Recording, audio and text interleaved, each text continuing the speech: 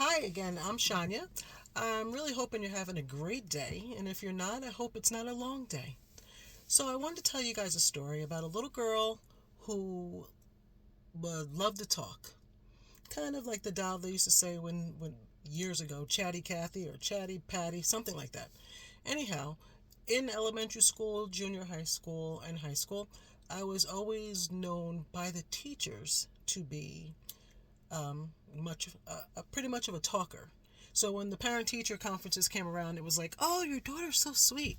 Oh, she's wonderful, but she does talk a lot. She just needs to not be as social, and she'd probably do even better in school." And that was a lot of the feedback that my parents would get. My friends love me because they like to talk, and I like to talk. So it was always, it wasn't an issue with us kids, but it was always an issue with the adults. So growing up in my relationships, I noticed that I am a talker. And if you notice the name of this channel, it is called Evolve with Grace. So I give myself grace about some of the things that I work on. And I think I do pretty well at it, because my intentions are always to do good, not to harm people. I wanted to talk to you about the art of active listening. And when you're a talker, that's a struggle. So in my job, in my day job, I have a leadership role. So a lot of it is interacting with people on my team, communicating, and trying to actively listen.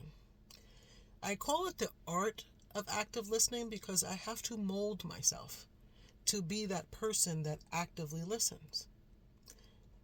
Kind of like sculpting, chipping away at some things, realizing that some things could be shaped differently when it comes to myself. The funny part about it is that it is work. When you like to talk, it is work. When you like to talk, you can also come across as being an interrupter. That was something else that I had to work on years ago. And I'm sure I still do it to some degree, but I try to catch myself. I'm talking to you about this because I was with a person today, and they are storyteller, not meaning storyteller as in a fib or a lie, but as a storyteller as they give you all the details. They set the scene, the whole experience, kind of like me, but now I'm on the other side. So I sit and I listen to this conversation, and it is long. And it's two talkers talking to each other. And I literally am having a conversation with myself saying, okay, try to just listen. Try to just listen. And I'm human. So my human part that I have to reel myself back in is that my mind goes somewhere else. I'm looking at the person. My eyes are on them. But my brain is somewhere else. Like, okay, what's for dinner? Yeah, I have to get back to this project. Yeah, I need to do this. Can you go now? I could never say that to someone. I wouldn't say that because I wouldn't want anybody to say that to me. And what that person had to say was of value. Anytime someone takes their time and energy to have a conversation with you, it is of value. Even if you don't realize it at that moment. But the value may not be that you're getting something from the conversation. The value is that that person is taking the time to speak directly to you. And it was a struggle. Have you ever spoken to someone where there's a part of the conversation that seems to go on forever and ever? I'll give you a moment to think about that. Maybe you talk to me, and I've done it, and it seems like it's gone on forever. I call it going down the rabbit hole sometimes because I shift, and I have to reel myself back in or climb back up the rabbit hole. So think of a moment where you may have had a similar situation. Ask yourself, were you actually listening? Were you listening to understand? Were you listening to respond?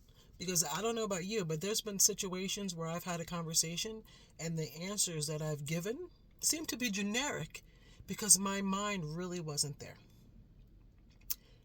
And if you're not a talker, then you may have never had this issue. But for talkers like me, I literally have to work to stay shut, to keep my mouth shut. There are times where I will literally put my teeth on my tongue. It feels like I just said literally a lot. I don't normally. I'm usually good at telling a story, but it's a little different when the person's not standing in front of you. Anyhow, I'm listening to this conversation, and the person that I'm speaking to has a tendency to shift to different subjects, like the bob and weave. Like the conversation starts on one thing, but then it's gone. And it's going, and I'm finding it. And in my mind, I want to say, how does this correlate with the first part of this conversation? Like, bring it back in. But I wouldn't say that. So I just sit there and I wait. And I'm probably, at this point, my cheek is probably in my teeth. And I'm waiting and I'm waiting. And I'm like, okay. And I look at her and I'm thinking to myself, wow, she's taken her time to speak to you. You're literally there goes that word again. Got to work on that. I'm sitting there fighting the urge to not interrupt, to not speak. However, I start hearing the word wait in my head. Wait.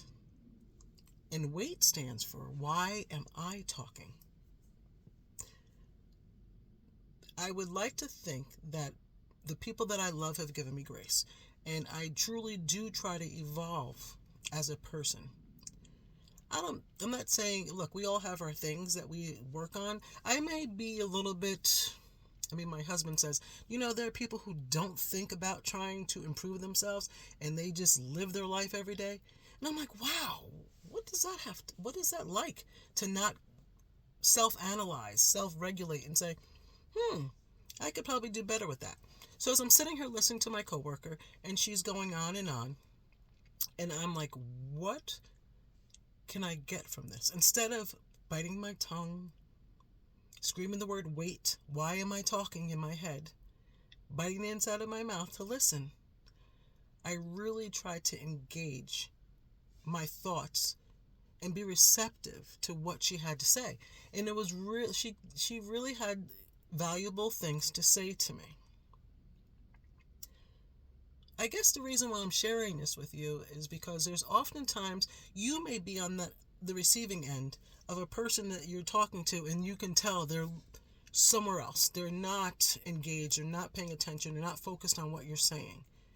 Please give them grace. Hence the name of my channel, Evolve with Grace, because I think we all can use grace. Someone like, if you're speaking to me and I do it, I used to interrupt people, and I realized that can come across as if I don't care about what you're saying, that what I have to say is more important. And that's not necessarily the case. But I really want to share that because as somebody who is an interrupter, as someone who can be long-winded and have long conversations, boy, is it different being on the other side. But just know that what you do have to say is valuable. And even if a person walks away with a little bit of what you had to share, then it's beneficial. And please forgive us talkaholics. Oh my gosh, I just realized my mom used to call me that as a kid. You're a talkaholic. Yeah, I do love to talk. I do. But again, if I bring you value, it's all worth it. All the blunders, all the mess ups, all my literalies, I'm hoping that I'm reaching someone in some way today. And I hope the rest of your day is the best of your day. Take care.